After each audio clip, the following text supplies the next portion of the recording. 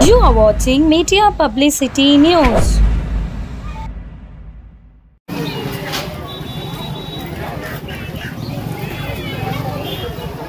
कल्याण कोलशेवाड़ी में मासूम बच्ची के अपहरण, दुष्कर्म और हत्या की घटना ने पूरे क्षेत्र में आक्रोश फैला दिया है।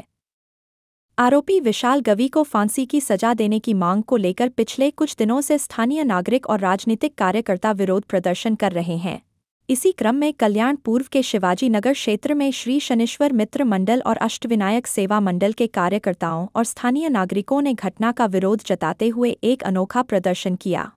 उन्होंने विशाल गवी का प्रतीकात्मक पुतला बनाकर उसे फांसी पर लटकाया और पोस्टर लगाकर लिखा, चिमुकली पर अत्याचार करने वाले नराधम को फांसी की सजा होनी ही चाहिए।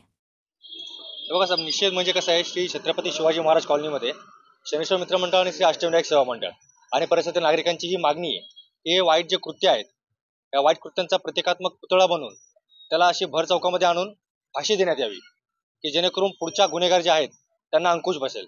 ही सर्व परिसरातील नागरिकांची आणि मंडळांची मागणी आहे। त्यासाठी आम्ही हा प्रतीकात्मक पुतळा बनवलेला आहे।